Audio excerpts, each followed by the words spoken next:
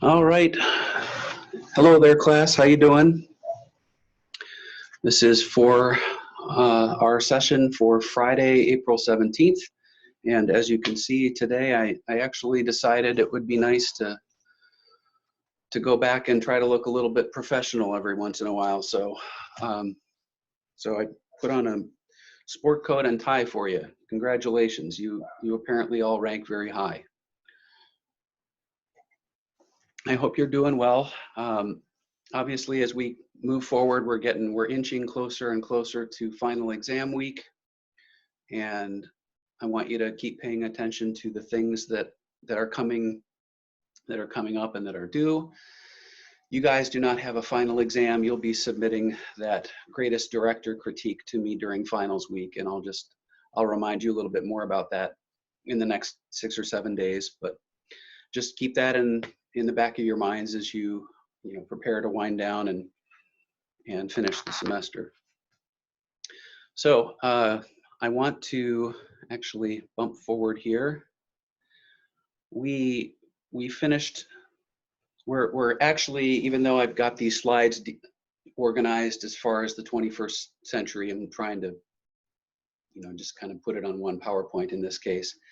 I am going to try to divide things up between the first decade and the second decade. So we're going to keep going through that first decade here. And I want to bounce back for a moment to the Christopher Nolan films, because I think they're pretty important for us to acknowledge and understand.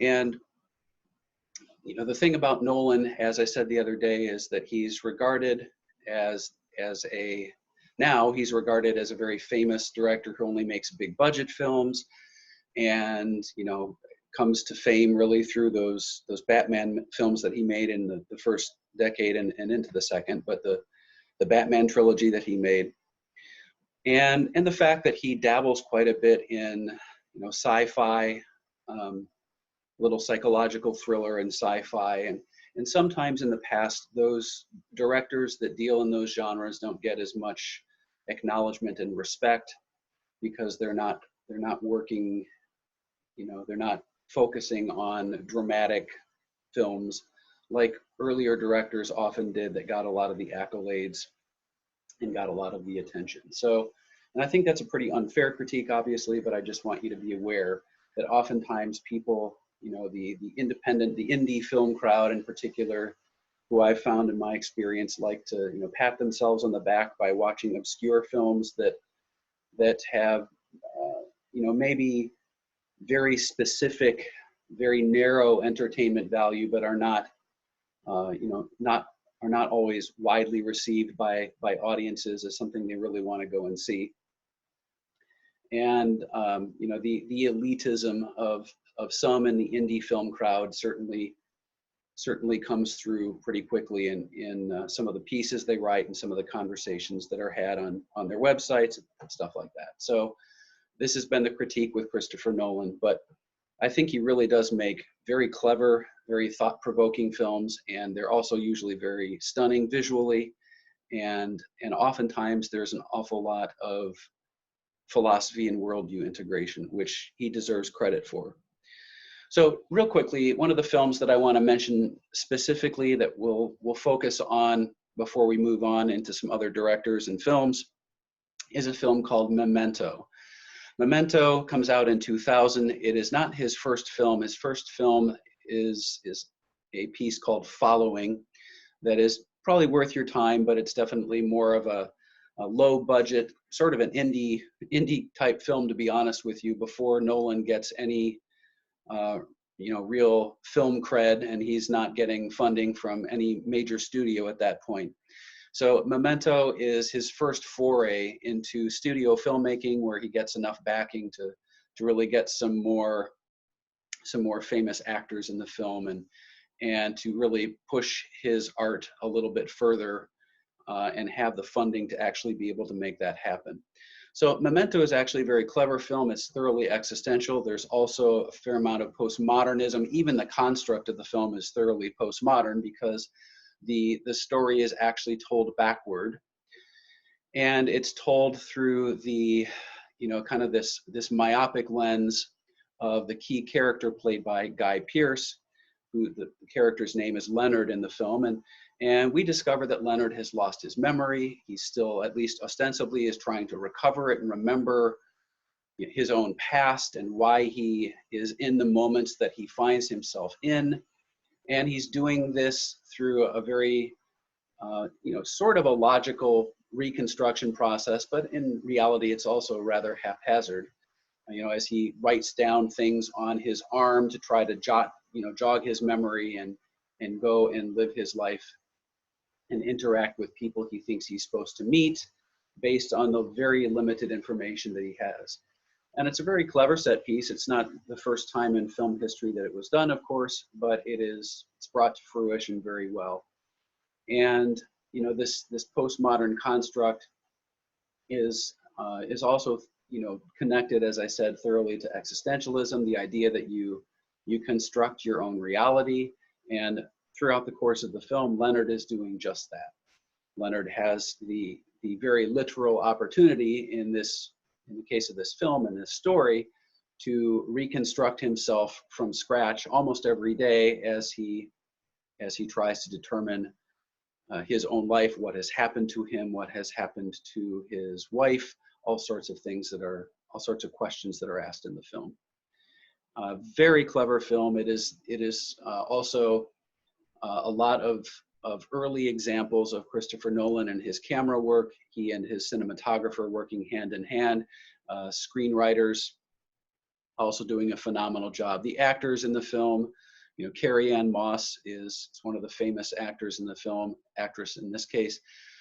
Guy Pearce, as I said, these are very well thought of, maybe not A-listers, but Nolan was very happy with their efforts, and he should have been. It was actually a film that puts him on the map, so to speak, as a filmmaker.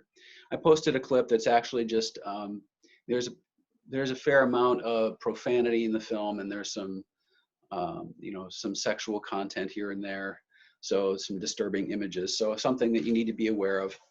But it's, as I said, the cleverness of the film is certainly very apparent as you start watching. In one of the scenes, a real brief sequence, it's like 20 seconds long, I posted a clip where you'll get to see, poor Leonard, as you, the audience, are watching Leonard go through this process, and he's constantly confused, trying to figure out who he really is, where he's supposed to be, who the people are that he knows in reality versus those who claim to know him. And the confusion is interspersed at all levels of Leonard's life, even to the point of that clip that I posted on Converge, where he initially believes that he's chasing after some guy and discovers that the opposite is true. So you can go ahead and watch that clip. I think it's a good connection piece for you. Okay. A couple of other films I just want to mention in passing. So these are, this is a screen full of some great dramatic and epic films of the 21st century, many of them in the second decade, so we haven't gotten to them yet. But even if we're talking about the first decade, I just want you to be aware of a couple.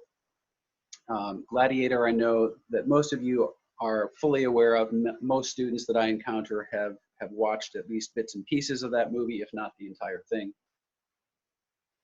So it's a excellent Ridley Scott film dealing with the 2nd century Roman Empire and its ultimate, downward turn, its movement toward collapse. Catch Me If You Can is another Spielberg film that I think deserves a fair amount of attention. It has its comedic, lighthearted moments, but it is definitely a drama, starring DiCaprio and Tom Hanks in the title roles, and DiCaprio's character, this infamous confidence man who who scams people out of money in order to survive, and it's very, very cleverly done. A couple of historical set pieces: Last Samurai, Master and Commander, Kingdom of Heaven, all of these coming out in that first decade of the 21st century by some great filmmakers: Ed Zwick with The Last Samurai, Peter Weir with Master and Commander, and then Ridley Scott again with Kingdom of Heaven. And very effective historical set pieces. Very, I mean, just master film working in many respects with these guys.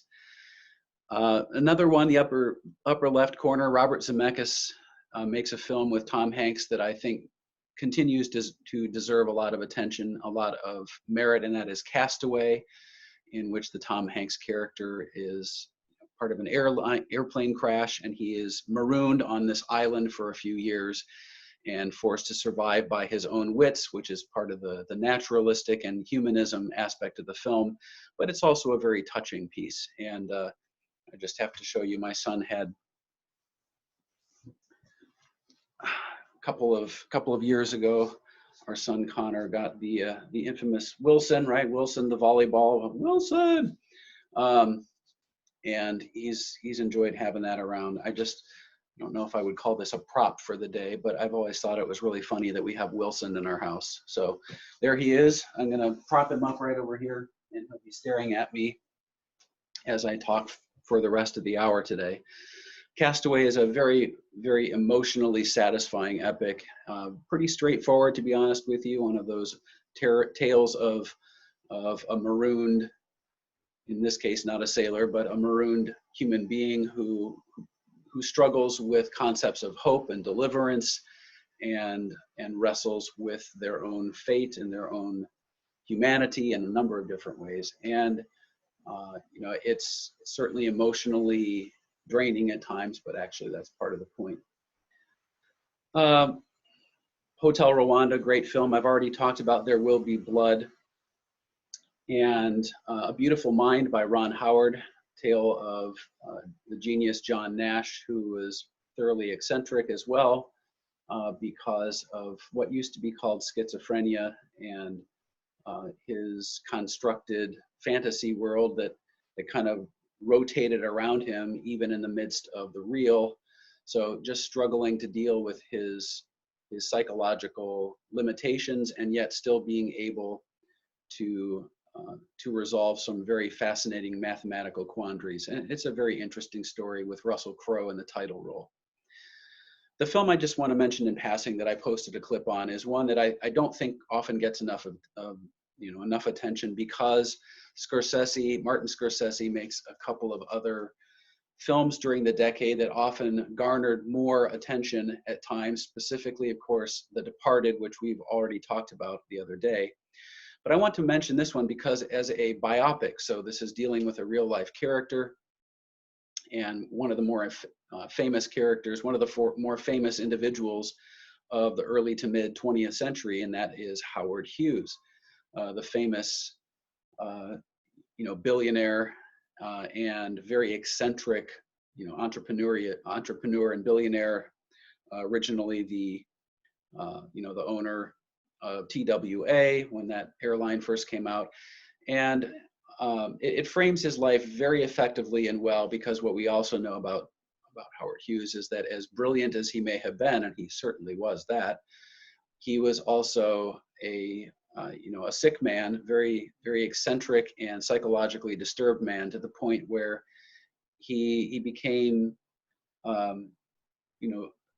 convinced that germs around him were far worse than they really were, and he began to allow his mind to prey on him, and those aspects of his life, his psyche, are brought to the forefront, I think, very cleverly and well throughout the course of the movie. And yet I love that Scorsese doesn't make that the focal point of the film. It's integrated into a holistic narrative of Howard Hughes's life, and we see through Leonardo DiCaprio's portrayal that in fact Howard Hughes was an extremely complex man, and that despite his limitations, despite these psychological realities that he battled against his whole life, he accomplished a remarkable amount. And so I posted a clip, and it's actually one of the highlights of the film, in that it presents this moment where Hughes is flying his experimental H-1 aircraft. Hughes did not rely on test pilots. He flew almost all of the aircraft that he invented and that were brought to fruition. He tested most of them, not every single one, but he tested most of them himself. and in a number of cases should have died. And this particular sequence shows the capacity of Howard Hughes, not only as a pilot, but also the cool-mindedness that he possessed in the midst of chaos. And I think you'll enjoy that particular clip. All right. All right, we haven't spent a whole lot of time in the 90s or the first part of the 21st century. We haven't spent a whole lot of time on any comedic films, and I think these deserve some mention in passing, even though I'm not going to spend too long on them. So you see the films on the screen here. Every one of these will get you a good laugh. Even the Napoleon Dynamite film, which has sort of become a cult classic. First time a lot of audiences watched it, they weren't exactly sure what they were watching, to be honest with you. And it's a more subtle humor in that film. It is kind of a deadpan, subtle humor delivery in that film, and it's cleverly done. I don't want to dismiss it. You see these others. They're also, in their own way, much more of an intellectual and clever approach to humor. But there were two I just want to mention in passing, and I posted clips. And it's because we haven't dealt with the variety of humor that Ben Stiller and his crew didn't invent, but maybe reinvented for the modern era. The kinds of characters that Ben Stiller made his early career on were these pretty outrageous characters that kind of a self-deprecating humor is what you would probably associate with Ben Stiller and the characters that he embodies in these films. And so their earlier film, There's Something About Mary, would be a good example of this. And audiences just kind of fell in love with the ways in which Ben Stiller and his fellow actors in the troops that he was usually in these films with, that they were portraying these characters. So the first film I just want to mention in passing that, critics then and even now, I don't know that some of them quite get why audiences really went for the film. It did very well. A lot of audiences went to see it in the theater and subsequently on video. It's become a bit of a cult classic in its own right. And it's a film called Zoolander about a male model named Derek Zoolander and his trials and tribulations, but it's all outlandishly stupid, as you might expect. And the world of male modeling, and Zoolander, the character himself, is so unbelievably and at times it's almost infuriatingly clueless about reality. And so there's an effort that Ben Stiller and his crew are making here to poke fun, obviously, at the modeling industry, and specifically in this case at male models. Owen Wilson, as he often does, they are friends, Ben Stiller and Owen Wilson. So he's in the film as another male model, and they're in competition for a while.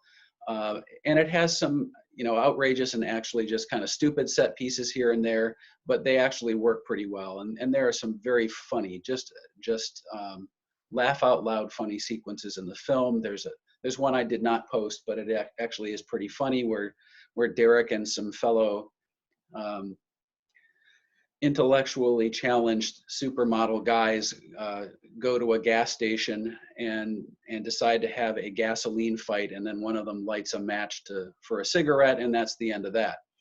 The sequence I posted is actually one of the funnier but more subtle moments in the film where the love interest, where Derek Zoolander's love interest in the film explains how she was traumatized as a younger woman by having an eating disorder, and she finally admits that she became a bulimic. And I won't spoil the line for you, but the response is actually kind of the stuff of legend when it comes to comedies in the 2000s. The other film I posted a link for is from a film named Along Came Polly, with, again, it's Ben Stiller who's playing alongside Jennifer Aniston in the film, and they're actually very good together. It's the storyline is actually quite funny. It's a little bit quirky, as many Ben Stiller films tend to be. But the reason I posted it actually is for a different actor who who we all miss so much watching in films now. And sometimes I forget that he had a capacity for some very good comedic roles, and that is Philip Seymour Hoffman, who plays the best friend of Ben Stiller's character in the film Along Came Polly. And the sequence that I posted is just quintessential Philip Seymour Hoffman, as you know, they're playing a game of pickup basketball, you know, somewhere in New York City, and his character is just such a complete idiot, such a complete and utter dork, as he's trying to prove to everyone on the basketball court, probably including himself, that he can actually play the game at all. And then there's a great sequence with this guy, this other man who comes to the court to play and takes off his shirt and looks like, you know, Bigfoot, looks like Sasquatch, and there are some really hilarious moments that ensue. So those are the two clips that I posted. These other films certainly are worthy in their own right. I would highly recommend them. Actually, Shaun of the Dead is a very creative film with Simon Pegg in the title role, or in the key role in the film anyway. Very, very funny. Meet the Parents as well. Again, Robert De Niro and Ben Stiller actually, you know, work off of one another very, very effectively in that film. And then you have those two mockumentaries, Best in Show and A Mighty Wind, with Christopher Guest and his crew doing really, really outstanding work in both of those movies too. So these are films of the early 2000s that certainly deserve some of your attention. Very funny films.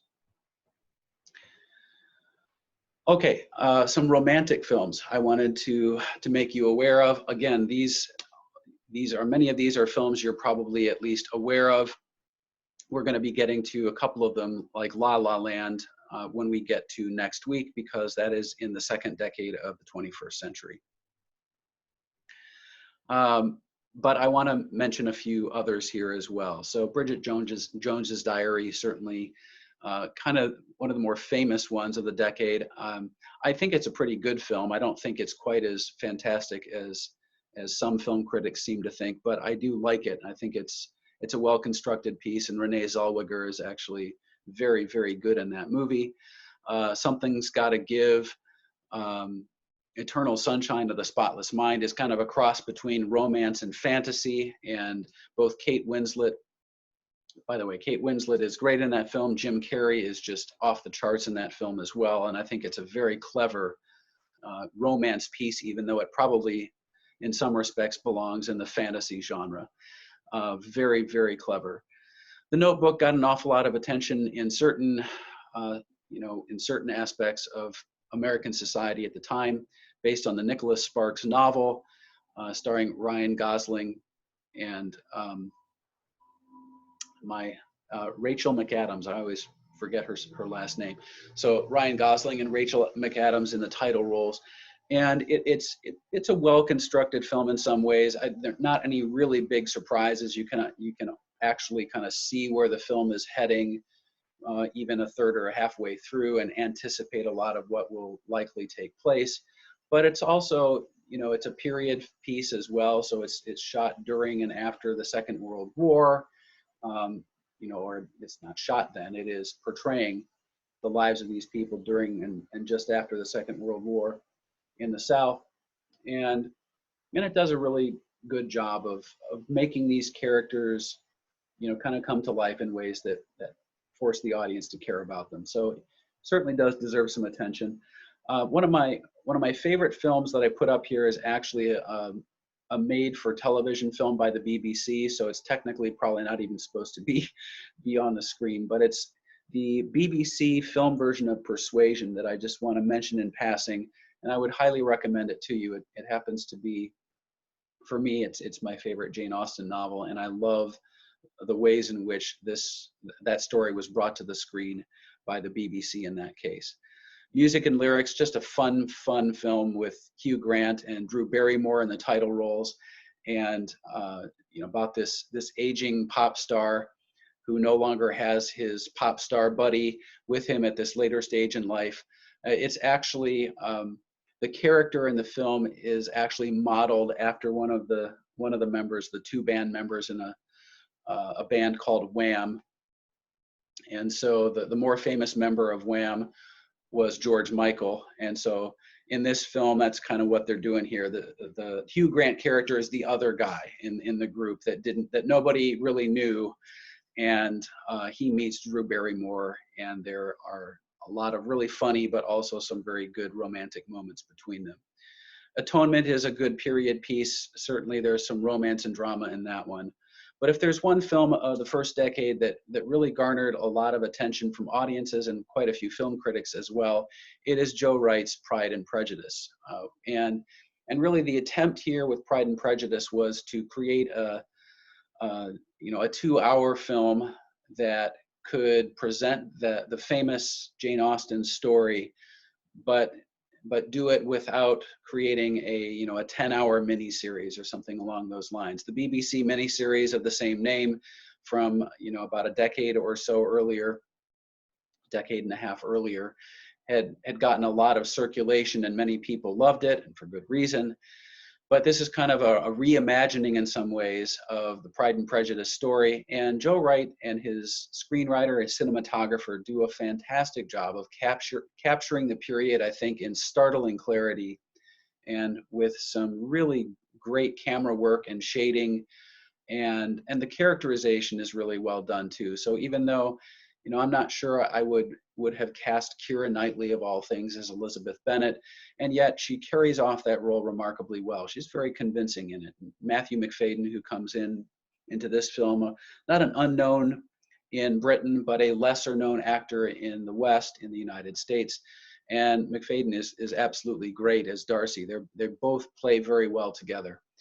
And the story is a well-known one, and one of the reasons it continues to work so well is because it delves into the nuances of romantic relationships and the differences between men and women, and the struggles that we all have with working through our own hang-ups and our own, as the title would suggest, our own measures of pride, our own prejudiced beliefs about others, the limited knowledge that we have of other people can actually, if we allow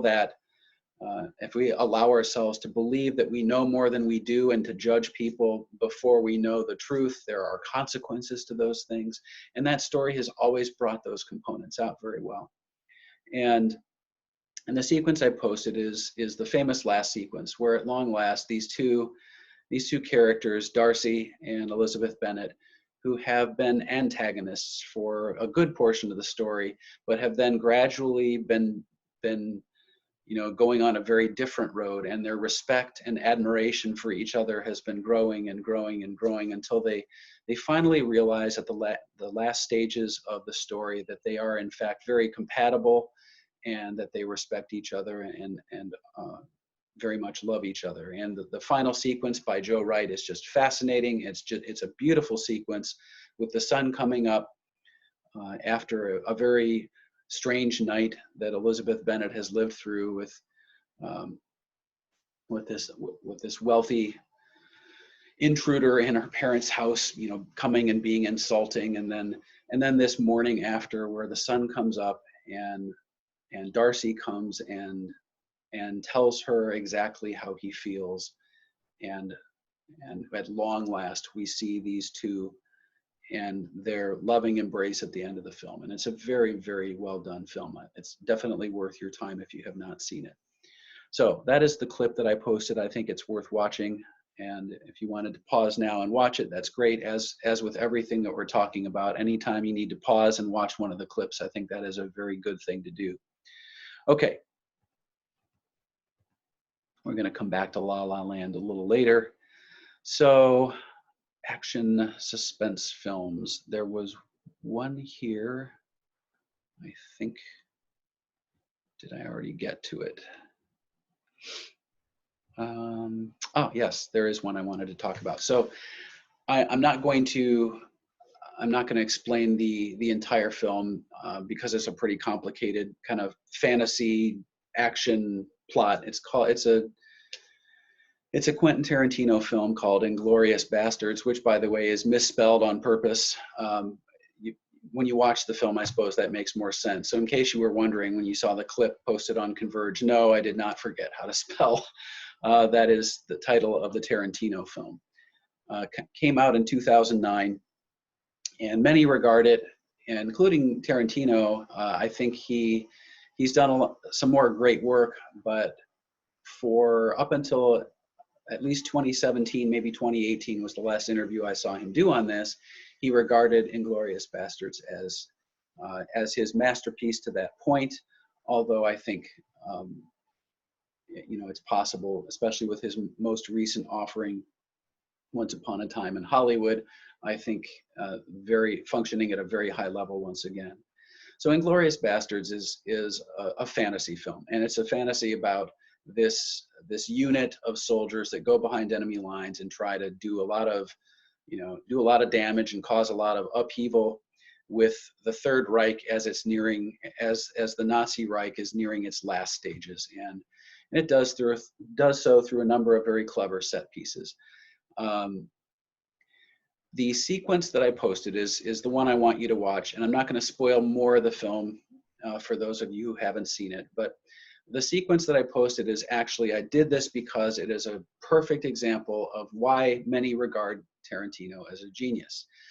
It is very easy, and I think very true, to critique him for his tendency at times to go over the top when it comes to unnecessary violence. He has done that in a number of his films.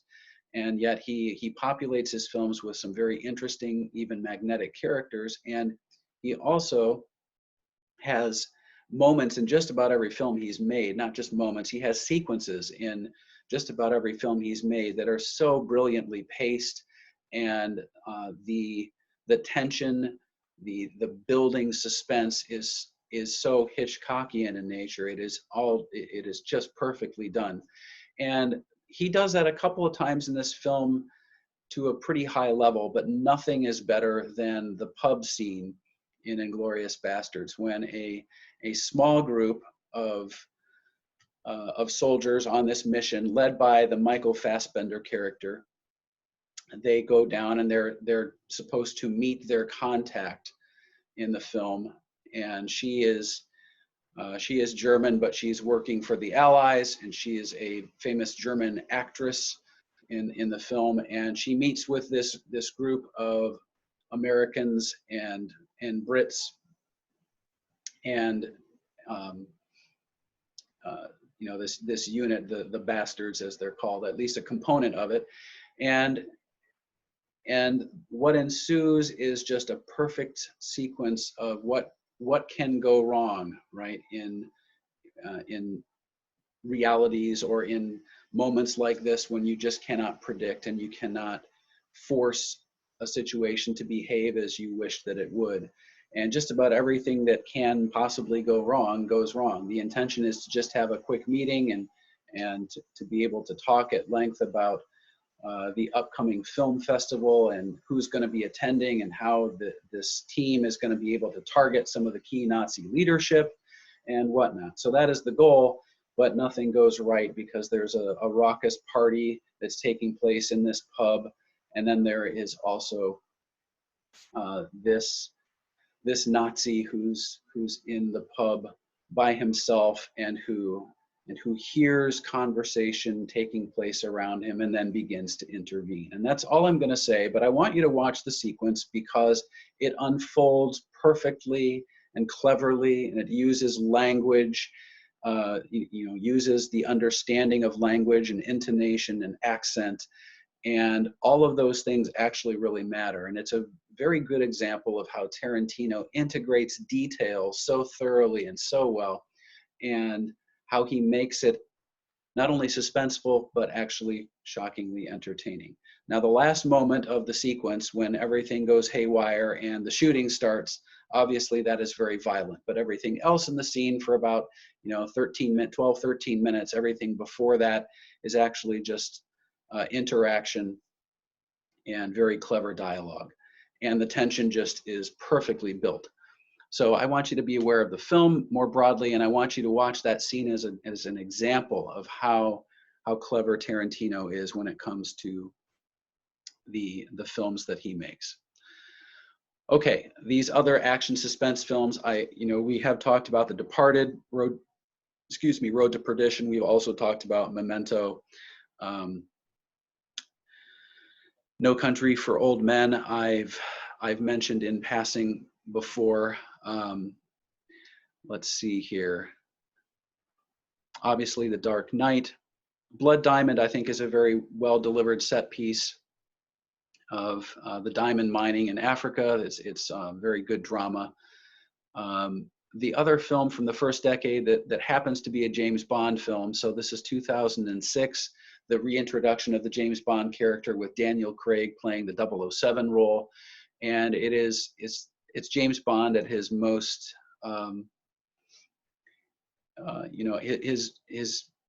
his darkest, at James Bond at his most elemental. And he is dark, he is brooding, he can be vicious. He doesn't always at this early stage, Casino Royale is portraying Bond as he's activated to the 00 status and sent around the world for King and Country under MI6 command.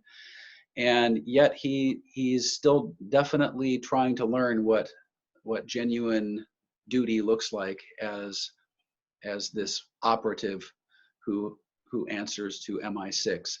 And the cleverest moments in the film are probably the moments when there isn't any action that's going on in the film, and it's the casino sequence in particular is actually captivating and very well done.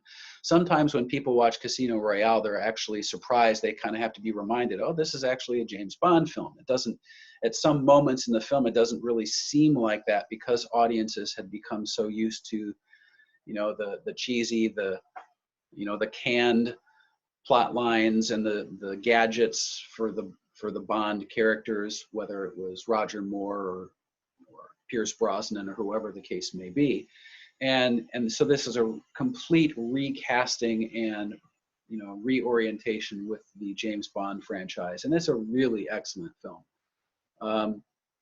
The Bourne series, so Jason Bourne, all three of those films are very well done. The Bourne Ultimatum, which comes out, obviously it's the third in that original trilogy, and it is a phenomenal spy film, very, very, by Paul Greengrass, very, very well staged and delivered. Matt Damon is actually perfect for that role as a very clever and obviously very skilled operative. So these are all really good action suspense films from that first decade that I want you to be aware of. But please watch that clip with Inglourious Basterds. Okay. War films. Two films I want to mention, although all these deserve to be watched. Obviously, they wouldn't be on here if they didn't. The ones from the first decade, so We Were Soldiers, The Hurt Locker, Flags of Our Fathers, Letters from Iwo Jima. The other two I will be dealing with when we get to the 2010s. The Hurt Locker wins the Best Picture, comes out in 2008 and wins the Best Picture Oscar. And it's a really interesting film. A lot of combat veterans who have served overseas in the Middle East have bones to pick with the film, and that's fine. With some of the plot lines and some of the representations of soldiering, and so be it. Catherine Bigelow, the director, was not necessarily trying to be like Martin Scorsese, I suppose, and find every last detail. She was more interested in creating an absorbing drama, and she certainly succeeds in doing that.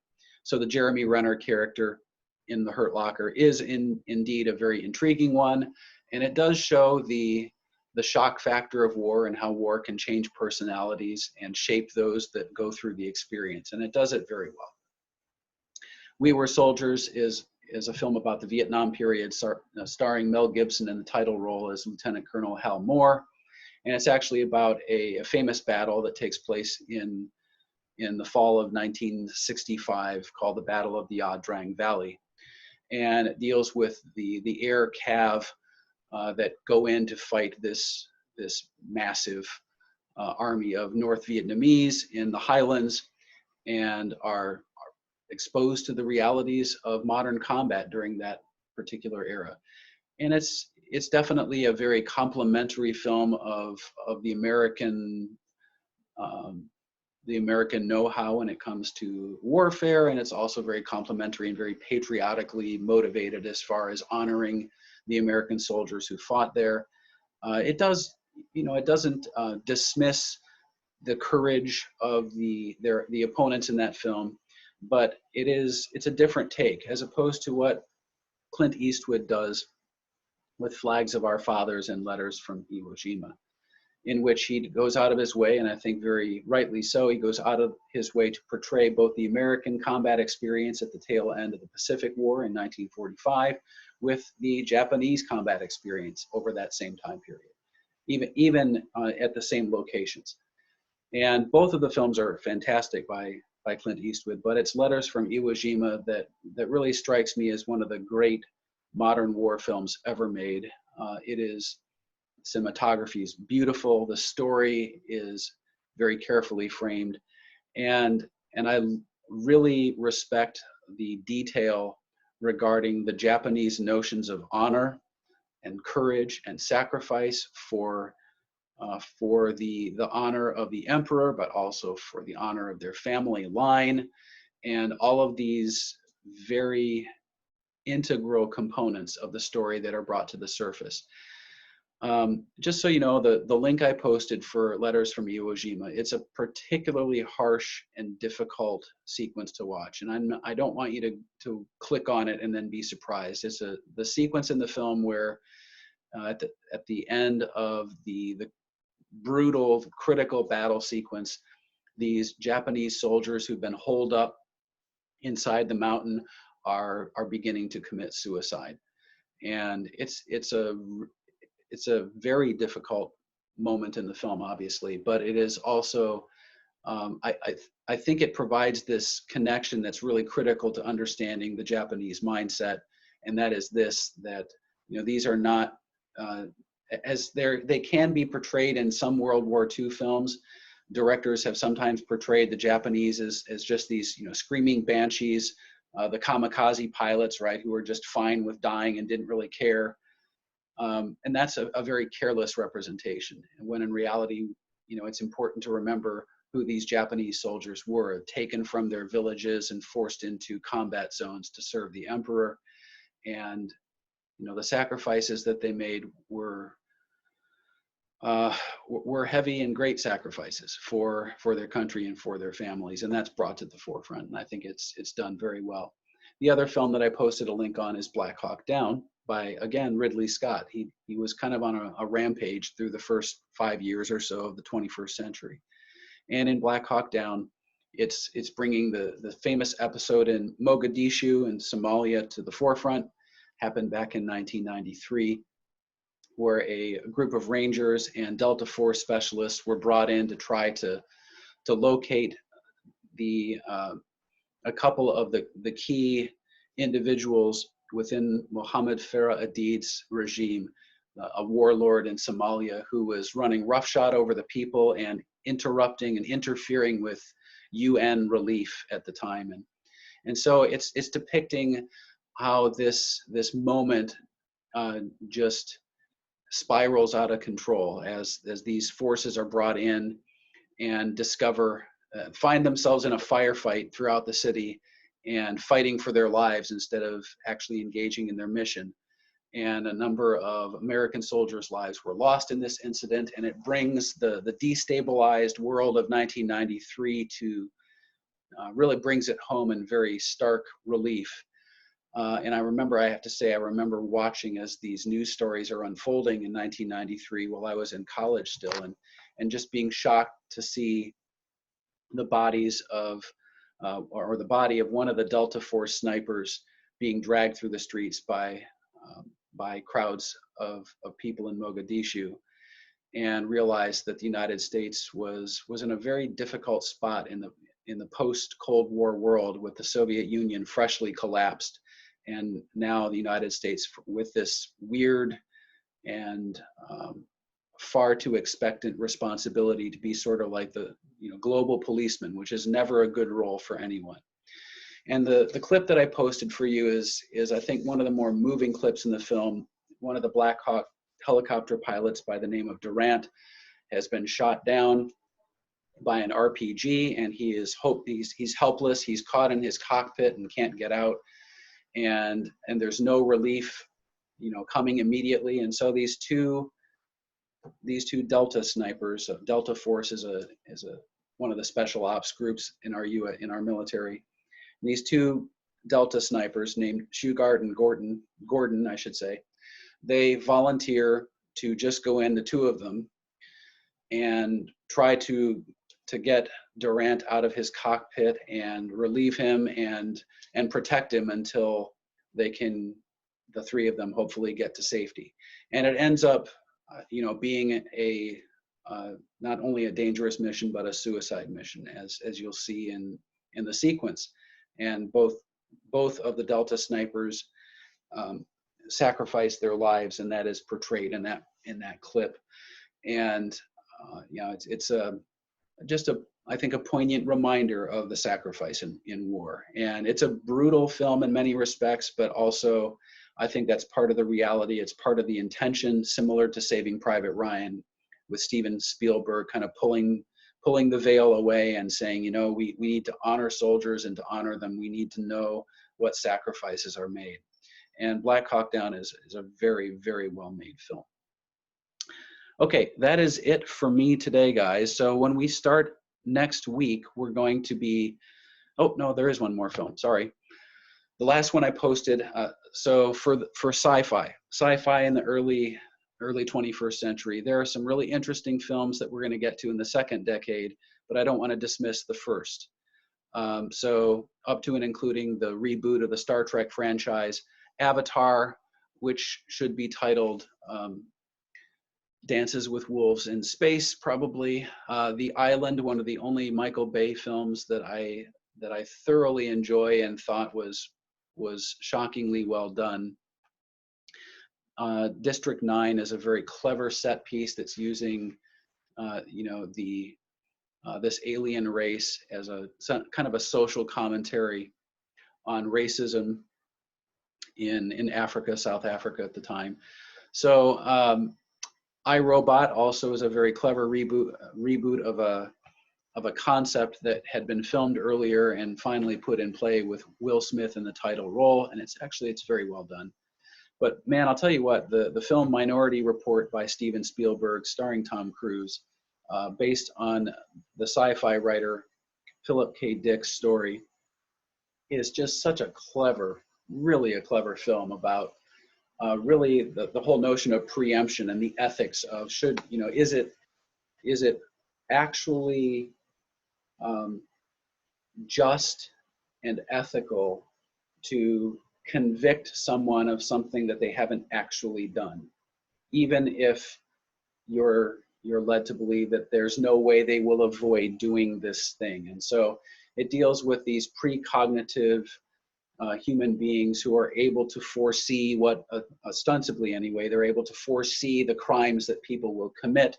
And so there is this entire unit created in Washington, D.C. to test these scenarios, called Pre-Crime is the name of the unit, and Tom Cruise's character oversees it. But, craziness ensues when his character is thrown for a loop and he's framed for murders and kind of set up and framed for a murder that he doesn't believe he can possibly commit. And then as you work through the story, you begin to realize that it's entirely possible he could in fact commit this crime. And the sequence that I posted is just one of the more clever ones that has been actually copied in a couple of great films. Despicable Me, if you've ever wondered how Dr. Nefario, why he's creating cookie robots. So the cookie robots in that film look exactly like the spider bots in Minority Report. And there's an homage being paid there. And the sequence that I posted is great because the Tom Cruise character has gone to great lengths to change his identity, including changing out his eyes and having an operation done so that he can walk around without being intercepted everywhere he goes. And yet he's got to wait once this procedure's done. He's supposed to be sitting there you know, in the darkness, waiting for his eyes to heal for at least, you know, a 24-hour period. But he's being hunted, and so these little spider robots come into the complex and begin to hunt him down. And it's a great, you know, very Spielberg-esque scene of tension and suspense as you wait and see what happens. These other films are really well done. In the second decade, we get to dive into films like Looper and Ex Machina and Inception, one of the great sci-fi films of all time. But we're not there yet, so I will leave that for next week. I hope you're doing well, and yeah, I'll be communicating with you guys regarding, you know, the way this is all going to play out as we finish the semester. But I hope you're doing really well, and that you have a good weekend. All right, we'll talk to you soon.